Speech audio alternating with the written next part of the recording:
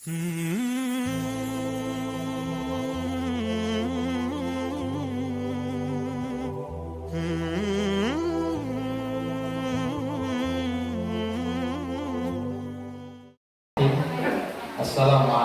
warahmatullahi wabarakatuh. Alhamdulillahi rabbil alamin. Hamdan katsiran thayyiban mubarakan fihi kama yuhibbu rabbuna wa yardah. Asyhadu an la ilaha illallah wahdahu la syarika lah. Asyhadu anna Muhammadan abduhu wa rasuluh sallallahu alaihi wasallam. Qala Allah ta'ala ya ayyuhalladzina amanu taqullaha haqqa tuqatih wa la tamutunna illa wa antum muslimun. Ya ayyuhan nasu taqu rabbakum alladzi khalaqakum min nafsin wahidah wa khalaqa minha zawjaha wa bassa minhuma rijalan katsiran wa nisaa'a wattaqullaha الذي تساءلون به والأرحام إن الله كان عليكم رقيبا. معاشر المسلمين والمسلمات الحاضرين والحاضرات rahimani wa rahimakumullah. Kembali kita mengucapkan rasa syukur kita kepada Allah Subhanahu wa taala atas segala limpahan nikmat yang Allah Subhanahu wa ta'ala berikan kepada kita. Malam hari ini Allah Subhanahu wa ta'ala masih memberikan kemudahan kepada kita untuk kita berkumpul di salah satu rumah di antara rumah Allah Subhanahu wa ta'ala, walaupun dalam keadaan hujan. Kita disyariatkan untuk membaca Allahumma sayyiban nafi'an. Ya Allah, berikan kami hujan yang bermanfaat. Nanti setelah hujan turun, apa yang kita baca? Doa setelah turun hujan. Rasulullah SAW mengingatkan kita untuk membaca mukirna bifadlillahi wa rahmatih. Mukirna bifadlillah wa rahmatih. Kita diberikan hujan karena rahmat dari Allah Subhanahu wa ta'ala dan keutamaan darinya. Pertemuan yang lalu, bulan yang lalu, kita hari hujan juga. Sekarang hari hujan juga. Jadi hari hujan karena rahmat Allah Subhanahu wa ta'ala, bukan karena kedatangan seseorang, apalagi karena kedatangan Ustaz Debo. Rasulullah mengatakan, ya, telah kufur seseorang yang tatkala diturunkan hujan kepada mereka, mereka mengatakan mukirna binau'i kada kada. Kita diturunkan hujan karena bulan itu, karena bintang itu dan lain sebagainya. Ya. Tetapi ucapkanlah mukirna bifadlillah wa rahmatih. Kita diberikan hujan karena keutamaan dari Allah dan rahmat darinya. Nah, ini doa setelah hujan. Nah, bukanlah hujan itu karena datangnya seseorang, karena bintang, karena sesuatu kejadian dan lain sebagainya. Itu murni karena rahmat dan kasih sayang Allah Subhanahu wa ta'ala. Ini tauhid. Jangan sampai kita terpikir hal-hal yang lain. Kok sejak kajian saat itu hujan kok, itu sudah agak sedikit lari tuh, ya, keyakinannya. Ya, hujan itu karena rahmat dan kasih sayang Allah Subhanahu wa ta'ala. Ma'asyar muslimin wal muslimat yang semoga dirahmati Allah. Kita lanjutkan bacaan kitab kita, Mujibatul Jannah fi Dhaw'is Sunnah. Amalan-amalan yang akan mengantarkan kita untuk masuk ke dalam surga Allah yang terdapat di dalam cahaya sunnah, yang terdapat dalam hadis-hadis Nabi Sallallahu Alaihi Wasallam. Maka kebanyakan dari isi kitab ini adalah hadis-hadis yang menjelaskan kepada kita tentang amalan-amalan yang akan memasukkan kita ke dalam surga Allah Subhanahu wa taala. Kita telah membahas amalan yang pertama, talaffuz bisyahadataini, yakni mengucapkan dua kalimat syahadat. Ini keutamaan yang sangat luar biasa bagi orang-orang yang telah masuk Islam. Kemudian menjalankan konsekuensinya. Tidak cukup dengan mengatakan la ilaha illallah. Betapa banyaknya hari ini manusia mengucapkan la ilaha illallah, kemudian setelah itu dia melanggar konsekuensi dari apa yang mereka ucapkan. Kita telah mempelajari makna la ilaha illallah.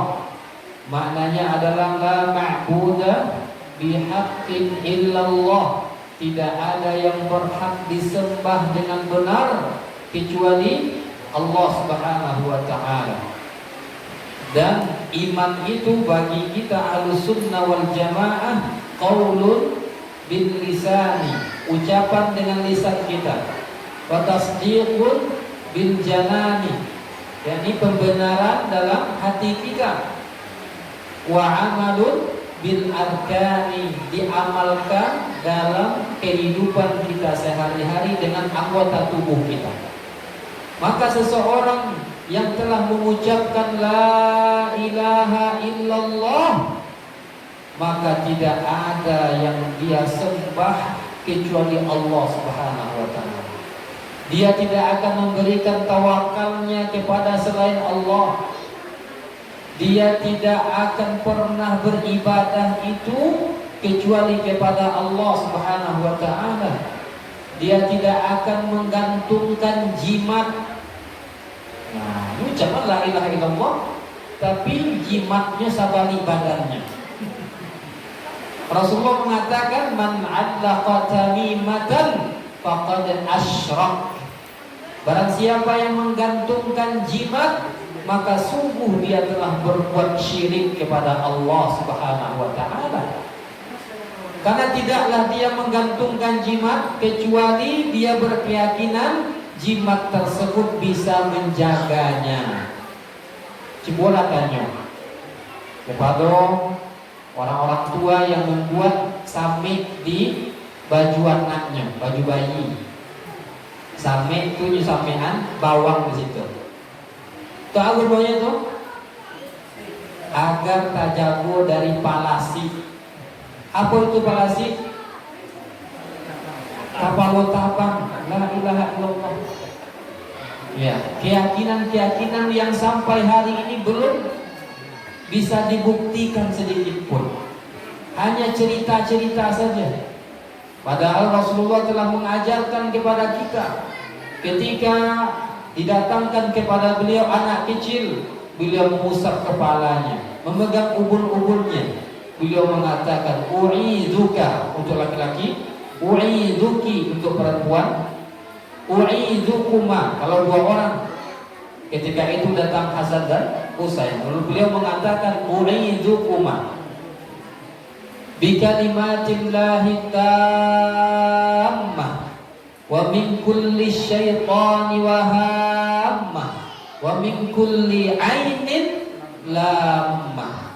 Aku berlindungkan engkau wahai anak dengan kalimat-kalimat Allah yang paling sempurna dari setiap syaitan yang ingin mengganggumu dan dari setiap mata yang mengandung kedengkian. Karena mata yang dengki itu bisa menyebabkan orang sakit. Kalau itu yang kita lakukan, insya Allah anak ini tidak akan diganggu oleh syaitan. Begitu juga ibunya Maryam. Ketika Maryam lahir, u'iduha bika wa dzurriyyataha minasyaitonir rajim. Doa ini juga bisa kita baca. Ini doanya ibu Maryam, neneknya Nabi Isa alaihissalam. Ketika Maryam lahir, dia mengatakan u'iduha, aku perlindungkan dia kepada engkau ya Allah, bika wa dzurriyyataha, dan keturunannya, minasyaitonir rajim, dari syaitan yang terkutuk. Sehingga Isa alaihissalam lahir, sedangkan syaitan tidak mampu sedikit pun untuk mengganggunya. Maka kita perlindungkan anak kita dari sekarang. U'iduki bika wa dzurriyyataha, dan keturunannya, sampai keturunannya pun kita berdoa kepada Allah agar jangan diganggu oleh syaitan. Nah ini la ilaha illallah, yang kalau seandainya kita mampu untuk membacanya ketika akhir hayat kita, maka dijamin bagi kita surga Allah. Man kana akhir kalamihi la ilaha illallah dakhalal jannah. Barang siapa yang mampu mengucapkan kalimat ini dengan ikhlas sebelum dia meninggal dunia, maka dia pasti masuk ke dalam surga Allah Subhanahu wa ta'ala. Murah masuk surga ya, Ustaz? Ketika sakratul maut, itu yang berbicara bukan lisan kita saja, tapi yang berbicara ketika itu adalah amalan kita. Man 'asha 'ala syai' mata 'ala dzalik. Barang siapa yang membiasakan sesuatu kebiasaan dalam hidupnya, dia mati di atas kebiasaan tersebut. Ya, orang yang terbiasa sholat, insya Allah mati dalam keadaan dia sedang beribadah atau ingin beribadah kepada Allah. Orang yang sebagian besar waktunya membaca Al-Quran, insya Allah dia akan membaca Al-Quran ketika akan meninggal dunia. Walaupun dia ketabrak mobil, kita kan tidak tahu apa yang dia baca ketika di atas motor. Bagaimana sebuah cerita seorang pemuda yang hafal Al-Quran, dia terbiasa berbuat baik. Ketika di perjalanan dia kecelakaan, kemudian dia ditolong oleh seorang polisi. Apa yang didengar oleh polisi tadi ketika mengangkatnya sampai dibawa ke rumah sakit, kemudian sampai dia hilang nyawanya, dia terus mengulang-ulangi hafalannya, baca Al-Quran. Ya. Karena seseorang itu mati di atas kebiasaan. Orang yang suka makan riba disuruh baca la ilaha illallah, diceknya ambil tangan kau 200.000 bayi 50. Ambil tangan 500 bayi 600. Kita suruh dia baca la ilaha illallah. Orang yang biasa sebagian besar waktunya bernyanyi, ketika dibacakan la ilaha illallah dia akan bernyanyi. Ya, sekali lagi kata para ulama, orang yang membiasakan sesuatu kebiasaan mata ala dzalik, maka dia akan mati di atas sesuatu tersebut. Kita lanjutkan kepada amalan yang kedua yang akan masukkan kita ke dalam surga Allah Subhanahu wa taala. Al-iman wal istiqamatu bi fi'lil ta'ati wa ijtinabi al-ma'siyah.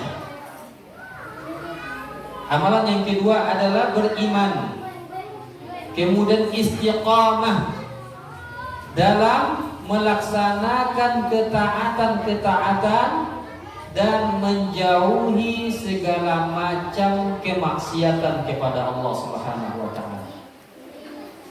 Beriman, kemudian istiqamah dalam mengerjakan kebaikan-kebaikan, kemudian berusaha menjauhi segala bentuk kemaksiatan kepada Allah Subhanahu wa taala. Istiqamah. Allah Subhanahu wa taala berfirman dalam surah Al-Kahfi. Surah Al-Kahfi ayat 107 sampai 108, 2 atau 3 ayat terakhir di surah Al-Kahfi.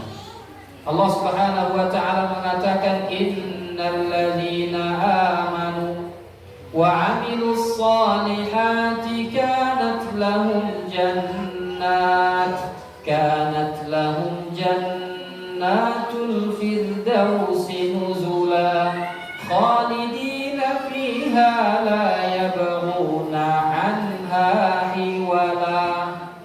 Al-Kahfi ayat 107 dan 108. Allah mengatakan, innal ladzina amanu wa 'amilus sholihat. Sesungguhnya orang-orang yang telah beriman, orang-orang yang beriman, kemudian imannya diikuti dengan amalan saleh, wa 'amilus sholihat, mereka mengerjakan amalan-amalan saleh.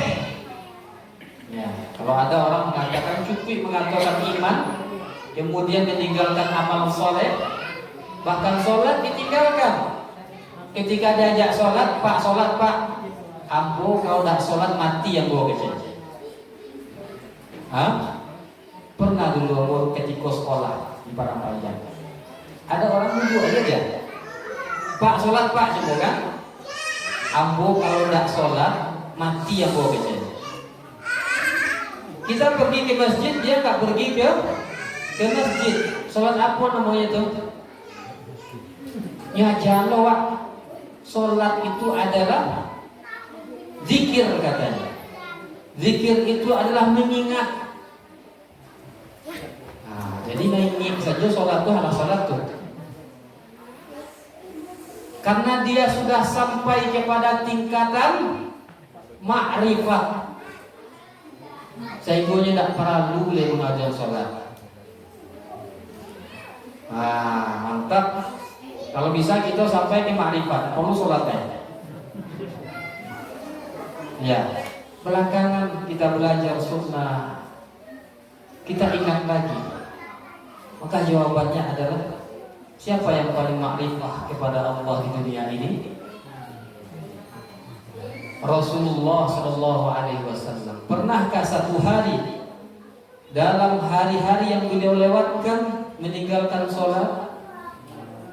Bahkan Aisyah radhiyallahu anha kasihan melihat Rasulullah Shallallahu Alaihi Wasallam ketika beliau sholat malam sampai bengkak kakinya. Aisyah mengatakan, ya Nabi Allah, wahai Rasulullah, bukankah dosamu yang telah berlalu dan yang akan datang sudah diampuni oleh Allah? Nah, kata Rasulullah, iya. Kemudian Rasulullah mengatakan, afala akunu abdan syakur?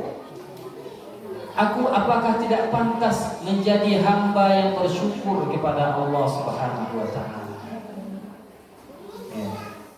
Maka tidak ada alasan meninggalkan sholat.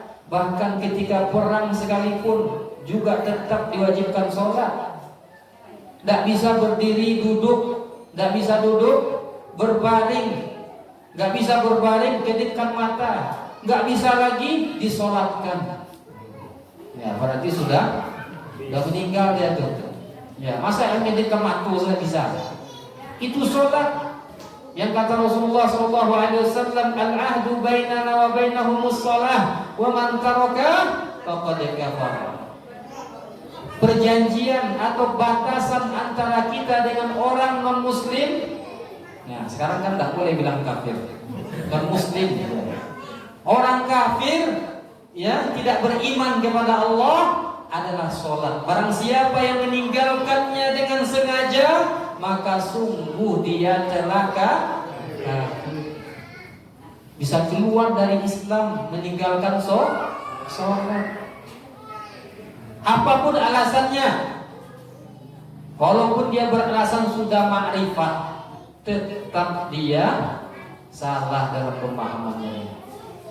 Maka ikhwani wa akhwati fillah, dalam kita mengerjakan amalan saleh kepada Allah Subhanahu wa taala, tidak cukup dengan kita mengatakan beriman kepada Allah, harus diikuti dengan amalan saleh. Makanya Allah mengatakan man 'amila shalihan min dzakarin wa untha wa huwa mu'min. Ulang lagi, beriman lagi. Amalan saleh itu harus dikaitkan dengan iman. Karena ada orang berbuat baik, siapa namanya? Yang ditanyakan oleh Aisyah radhiyallahu anha ketika sebelum Islam, jaz'an kalau tidak salah, betul Ustaz? Ada? Yang dia dulu suka berbuat baik, menghormati tamu, memberikan makan. Abdullah bin Jud'an. Hah? Abdullah bin Jud'an. Abdullah bin Jud'an berbuat baik sebelum Islam. Aisyah mengatakan, apakah amalannya diterima oleh Allah? Hah? Dia suka berbuat baik tapi tidak beriman. Apa kata Rasulullah? Huwa finnar, dia dalam neraka Allah, karena dia tidak pernah satu hari pun mengatakan, ya Allah ampunilah aku, ya Allah terimalah amalanku. Tanda dia beriman kepada Allah Subhanahu wa taala. Amalan baik saja kalau tidak disertai dengan iman, tidak diterima oleh Allah Subhanahu wa taala. Ya, makanya Allah katakan, barang siapa yang beramal saleh, baik laki-laki maupun perempuan, dan dia beriman lagi, falanuhyiyannahu hayatan thayyibah, maka Allah akan berikan kepadanya kehidupan yang bahagia di dunia dan di akhirat. Ya, amal soleh dan beriman kepada Allah Subhanahu wa taala. Kanat lahum jannatul firdausi nuzula. Allah Subhanahu wa taala mengatakan, untuk mereka disediakan surga Firdaus sebagai tempat tinggal bagi mereka. Surga paling tinggi, ya, bagi orang-orang yang beriman kepada Allah dan istiqamah menjalankan amalan-amalan saleh. Maka tempatnya di surga Firdaus nuzula sebagai tempat tinggalnya. Khalidina fiha, mereka kekal selama-lamanya di sana. Selama-lamanya, tidak ada batas waktunya. La yabghuna anha hiwala, dan mereka tidak mau pindah darinya. Mana pindahnya? Kalau seandainya sudah mendapatkan tempat yang luar biasa kenikmatannya di sana, surga Firdaus, surga yang paling tinggi yang Allah Subhanahu wa taala sediakan untuk hambanya, bertetanggakan dengan Nabi Muhammad sallallahu alaihi wasallam, dengan Nabi Ibrahim dan para nabi-nabi yang lainnya. Surga yang paling tinggi. Dan Allah Subhanahu wa taala juga mengatakan dalam surah Al-Baqarah ayat ke-82, Allah mengatakan, walladzina amanu wa 'amilus solihati ulaika ashabul jannah hum fiha khalidun. Dan orang-orang yang beriman dan yang beramal saleh, ulaika ashabul jannah, mereka lah penghuni surga, hum fiha khalidun, mereka kekal selama-lamanya dalam surga tersebut. Kemudian dalam surah Fussilat ayat ke-30, Allah Subhanahu wa taala mengatakan, innal ladzina qalu rabbunallahu tsumma istaqamu tatanazzalu 'alaihimul malaikatu alla takhafu wa alla takhafu wa la tahzanu wa abshiru bil jannati allati kuntum tu'adun. Fussilat ayat 30. Sesungguhnya orang-orang yang mengatakan Rabbunallah, Tuhan kami adalah Allah.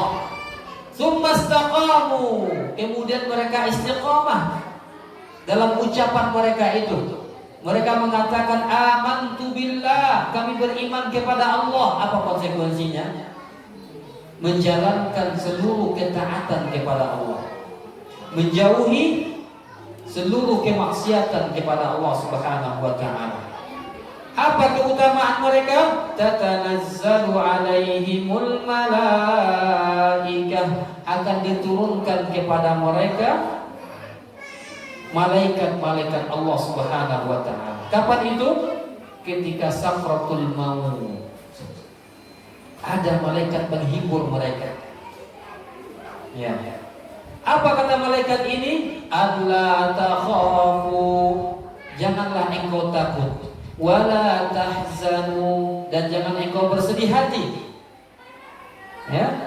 Al-khauf itu adalah sesuatu yang kita akan temui setelah itu. Al-haznu yaitu sesuatu yang kita tinggalkan. Ya, betapa banyaknya doa-doa yang diajarkan Rasulullah agar berlindung kepada dua hal ini.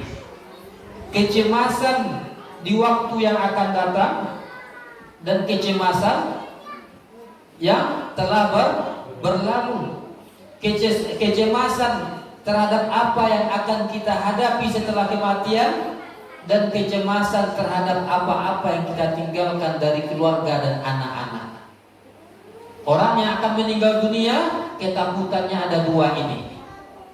Dia takut menghadapi kematian, apa yang akan dia temui setelah kematian tersebut, dan dia sangat bersedih hati terhadap apa-apa yang dia tinggalkan dari anak-anak, istri, harta, dan lain sebagainya, keluarganya. Maka Allah Subhanahu wa taala menghiburnya dengan malaikat yang turun ketika itu, yang mengatakan alla takhafu wa la tahzanu wa abshiru bil jannah. Ya, dan kabar gembira bagi engkau dengan surga yang telah Allah Subhanahu wa taala allati kuntum tu'adun, yang telah dijanjikan kepada kalian. Itu bagi orang-orang yang beriman dan istiqomah mengerjakan amalan-amalan saleh. Bahkan malaikat maut ketika akan mencabut nyawanya, dalam hadis Barra bin Azib, malaikat maut mengatakan, ya ayyatuhan nafsut thayyibah, wahai jiwa yang baik,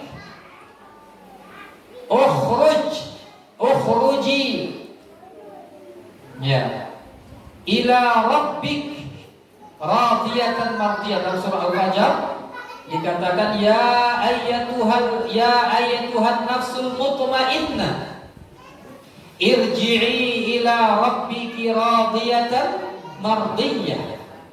Wahai jiwa yang tenang, keluarlah engkau dari jasadmu menuju keridhaan dari Allah Subhanahu wa taala.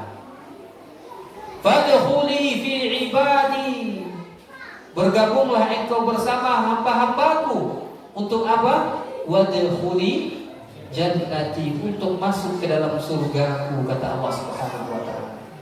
Itu bagi orang-orang yang beriman, sehingga ruhnya keluar dari jasadnya seperti air yang keluar dari cerek, mudah keluarnya.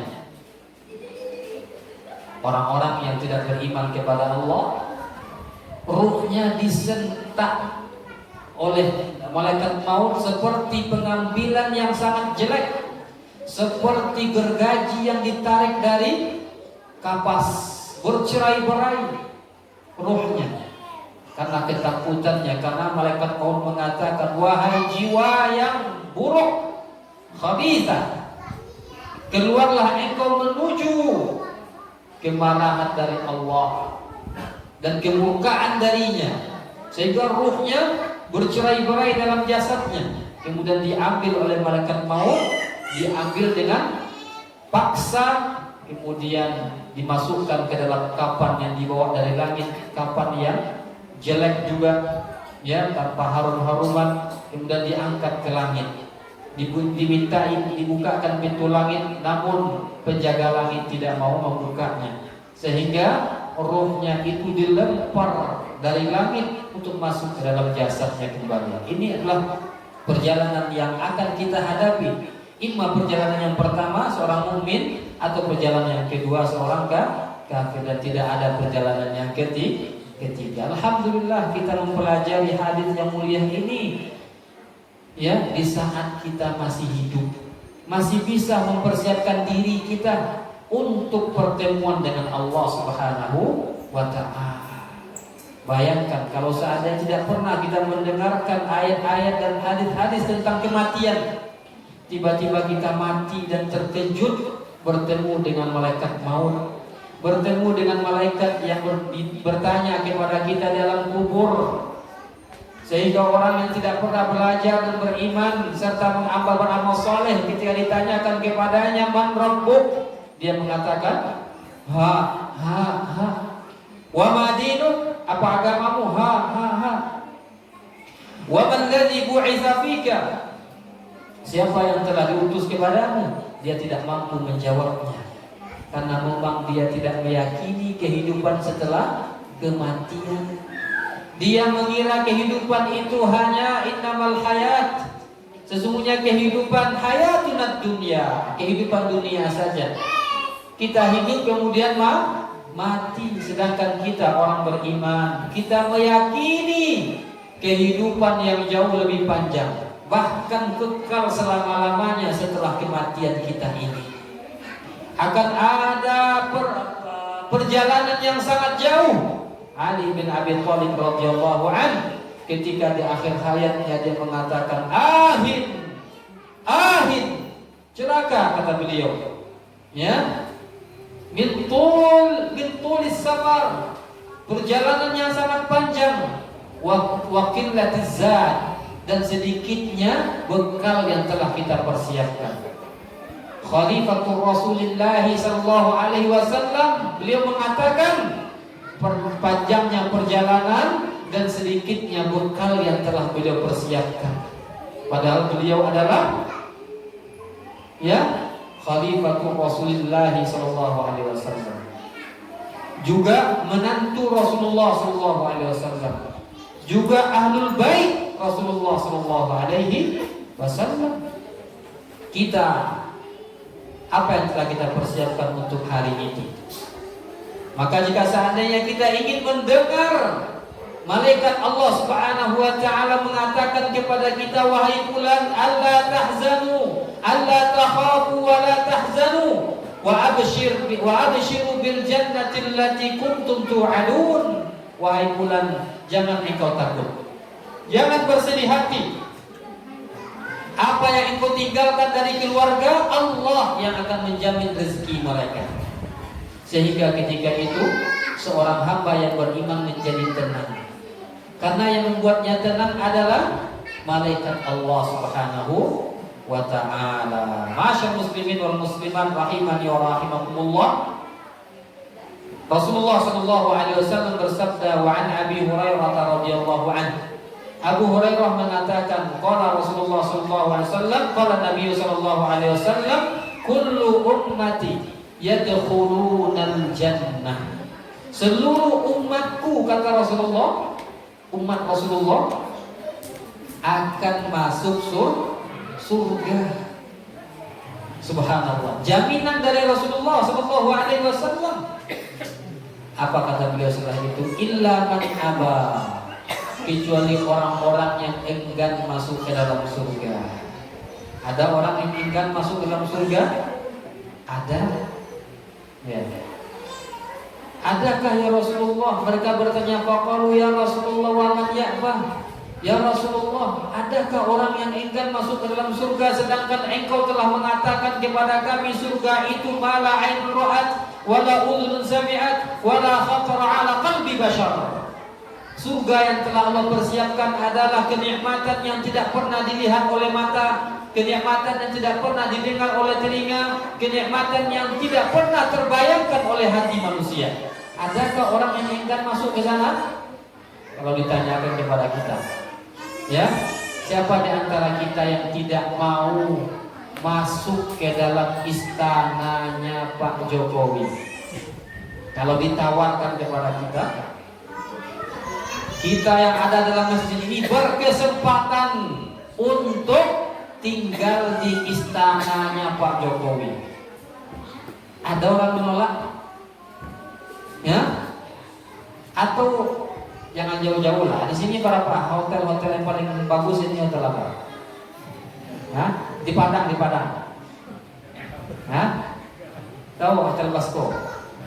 Hah? Kalau dikasih kita gratis di sana, dijemput kita ke Blok D ini, dan dikasih kamar yang paling mewah di sana, gratis, makan gratis, nanti diantar lagi di sini. Mau pulang dikasih lagi uang saku 50 juta. Ada tembong 50 juta langsung. Ada di antara kita yang menolak? Tidak akan ada yang menolak. Sakit-sakit bayi cuma agak kabapat tujuan. Pasti bayi. Yang akan kita dapatkan apa? Tidur di kasur yang enak, makan enak, pulang dapat 50 juta. Kamu akan dicari itu kan? Bahwa bulan-bulan kakak usahawi tidak dapat 60 juta. Ada ke orang enggan? Surga Allah jauh lebih baik daripada itu. Rasulullah mengatakan, "Mala ainun ra'at", kenikmatan yang tidak pernah dilihat oleh mata. Wala udhunun sami'at, kenikmatan yang tidak pernah didengar oleh telinga. Wala khatara ala qalbi bashar, tidak pernah terbayangkan oleh hati manusia. Sepandai-pandainya kita menghayal, itu belum lagi sampai kepada tingkatan atau seperti surga yang Allah Subhanahu wa taala yang akan kita dapatkan kalau seandainya kita beriman dan istiqomah dengan amalan soleh kita. Adakah orang yang enggan? Rasulullah mengatakan, "Man ata'ani dakhalal jannah wa man 'asani faqad aba." Barang siapa yang mentaatiku, menjalankan seluruh perintahku, mau mengikuti jalanku, mencukupkan diri dengan amalan-amalan yang aku syariatkan kepada mereka, pasti masuk surga, kata Rasulullah. Wa man asani, barang siapa yang mendurhakaiku. Apa bentuk mendurhakaan? Mengurangi atau menambah. Ya. Jadi sangko menambah itu adalah bentuk ketaatan. Abu yang minta taat kepada nabinya. Beko sholat isya baik 8 rakaat. Karena saking taatnya, yang kerajaan sholat isya 8 rakaat. Diterima atau enggak? Enggak diterima. Abu yang saking taatnya kepada nabi, ya, Abu baca malam Jumat surat Qul huwallahu ahad 1000 kali. Siapa yang mengajarkan itu? Amboyonya. Setiap sholat, tak cukup kalau subhanallah 33 kali, alhamdulillah 33 kali, Allahu akbar 33 kali. Ya, Nabi mengatakan barang siapa yang mengamalkan ini, nanti kita pelajari juga di sini, maka tak seorang pun, baik orang yang hidup bersama kita atau orang yang telah mati, bahkan orang yang akan datang, bisa melampaui amalan kita, kecuali orang yang juga mengamalkannya. 33 subhanallah, 33 alhamdulillah, 33 Allahu akbar.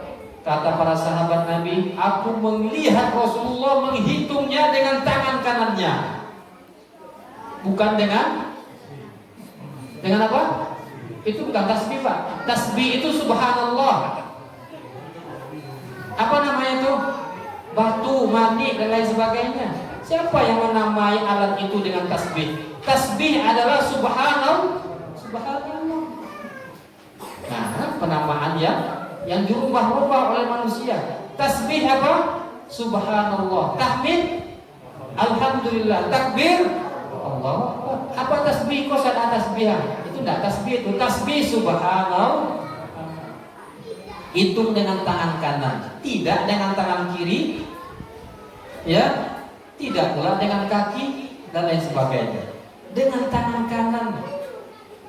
Barang siapa yang mengamalkan itu, Rasulullah mengatakan, dia tidak bisa dipacu oleh orang sebelumnya dan orang setelahnya, kecuali orang yang mau mengamalkannya. Subhanallah 33 kali, Alhamdulillah 33 kali, Allahu Akbar 33 kali setiap selesai sholat.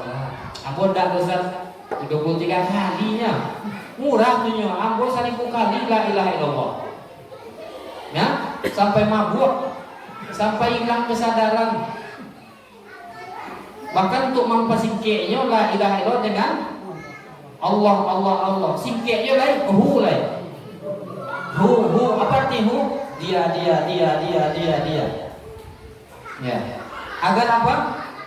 Nanti mati bisa menyebut itu. Siapa yang mengajarkan amalan itu? Wallahu ta'ala alam. Tak satu pun, agak setengah hadis Pak. Sakare jadilah yang menyuruh kita untuk membacanya setiap kali sholat. Yang dibaca setiap kali sholat adalah Subhanallah 33 kali, Alhamdulillah 33 kali, Allahu Akbar 33 kali. Sampai waktu wawat 10 kali baca. Rasulullah mengatakan barang siapa yang baca 10 kali saja, berarti dia telah membacanya 150 dalam sehari semalam. Itu ditimbangan kata Rasulullah seumpama 1.500. Kenapa menjadi 150? Ada yang tahu tak? 10 tasbih, 10 tahmid, 10 takbir, 30 kali 5 kali sholat, 150. Itu ditimbangan kata Rasulullah 1.500. Karena setiap amalan dilipat gandakan menjadi 10 kali lipat. Ada 2 sifat kata Rasulullah yang mudah di lisan kita tetapi baik untuk dikalajuan. Apa itu? Minimal membaca Subhanallah 10 kali, Alhamdulillah 10 kali, Allahu Akbar 10 kali setiap kali sholat. Kemudian akan tidur Subhanallah 33 kali, Alhamdulillah 33 kali, Allahu Akbar 34 kali. 2 sifat ini sangat mudah tetapi sangat berat dikerjakan oleh seorang muslim kata Rasulullah. Kenapa demikian? Karena setiap selesai sholat syaitan datang. Pulang kerajuannya koleha. Antum lain belum jadi anak lain. Banyak disibukkan oleh pikiran, akhirnya nggak sempat berzikir. Begitu juga ketika malam hari lalu sempat berzikir lalu langsung. Ya. Maka kita kerjakan minimal 10 kali, maksimalnya 33 kali. Aku bisa 100 Ustaz. Iya, namun ini namanya zikir muqayyad. Ya, zikir muqayyad yang telah tertentu tempatnya dan waktunya dan jumlahnya. Maka jangan kita melebihi atau mengurangi apa yang telah diajarkan oleh Nabi SAW. Ketika zikir mutlak, silahkan mau berapapun jumlahnya. Kita sambil duduk baca Subhanallah walhamdulillah wala ilaha illallah wallahu akbar agak 10 juta kali biar. Itu mutlak kapanpun dimanapun, tidak teratur waktunya. Tetapi yang sudah diatur waktu dan tempat serta jumlahnya, maka kita cukupkan dengan apa yang telah diajarkan oleh Nabi Muhammad sallallahu alaihi wasallam. Ya, ini kata Nabi sallallahu alaihi wasallam, "Wa man asani faqad aba." Barang siapa yang tidak mau mentaatiku, maka sungguh dia telah enggan masuk ke dalam surga. Memang Nabi itu diutus untuk mengajarkan kepada kita cara beragama, cara beribadah dalam urusan agama, bukan urusan dunia kita kata Rasulullah, antum a'lamu bi umuri dunyakum, kalian lebih tahu dengan urusan dunia kalian. Tapi urusan agama Nabi yang paling tahu. Ya, mustahil kita lebih tahu daripada Rasulullah sallallahu alaihi wasallam. Kalau seandainya kita hanya mengerjakan apa yang diajarkan Rasulullah, itu sudah sibuk kita. Ya. Dari pagi bangun tidur, berapa ajaran Rasulullah yang beliau ajarkan kepada kita. Dari zikir-zikir, amalan-amalan, sampai kita tidur kembali, kita cukupkan dengan apa yang diajarkan oleh Rasulullah SAW, maka Rasulullah akan menjamin untuk kita surga Allah Subhanahu wa taala. Terakhir, agar kita beristiqamah, maka hafalkanlah doa yang diajarkan Rasulullah SAW. Dan doa ini juga doa yang paling sering dibaca oleh beliau, walaupun beliau itu seorang nabi dan rasul. Ummu Salamah bertanya kepada Rasulullah SAW. Ummu Salamah siapa itu? Istri Nabi SAW. Beliau mengatakan, ya Rasulullah, wahai utusan Allah, mali aksari du'aika ya muqallibal qulub, tsabbit qalbi ala dini. Kenapa ya Rasulullah, doamu yang paling sering aku dengar, ya muqallibal qulub, tsabbit qalbi ala dini. Wahai yang membolak-balikkan hati, tetapkanlah, teguhkanlah hati kami di atas agamamu. Nabi SAW mengatakan, ya Ummu Salamah, innahu laisa adamiyyun illa wa qalbuhu baina asbu'aihi min asabi'illahi, faman syaa'a aqama wa man syaa'a azagha. Wahai Ummu Salamah, yang namanya hati manusia itu selalu berada di antara jemari-jemari Allah Subhanahu wa taala. Siapa saja yang Allah kehendaki istiqamah, maka dia istiqamah. Barang siapa yang dikehendaki untuk tidak istiqamah, maka dia akan melenceng. Maka kita minta kepada Allah agar diberikan keistiqamahan.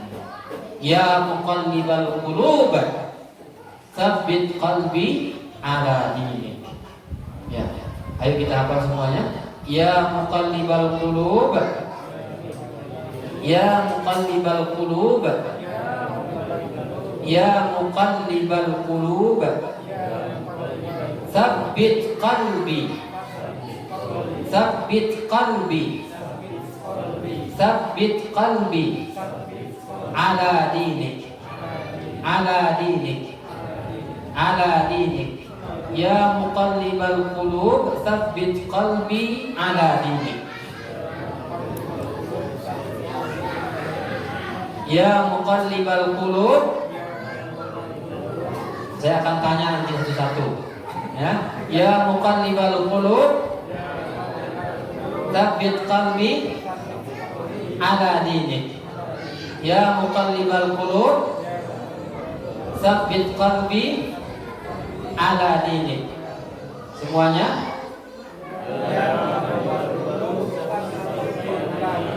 Lagi. Yang berlima Pak, silakan. 1, 2, 3.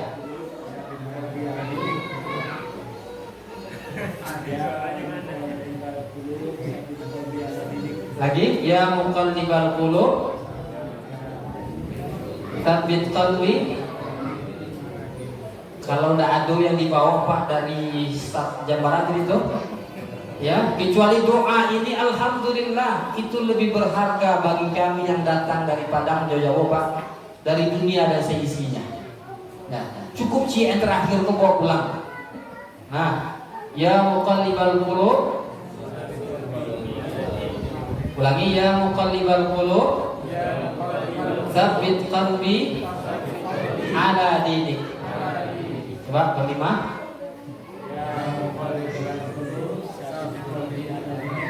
Nah, yang ber 1, 2, 3, 4, berempat. Masya Allah. Dari Bapak di belakang semuanya, ya, ya muqallibal. Ya, yang sebelah sini.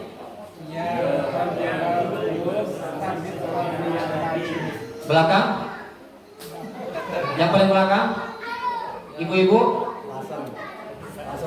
Ya muqallibal qulub. Ulangi, ya muqallibal qulub.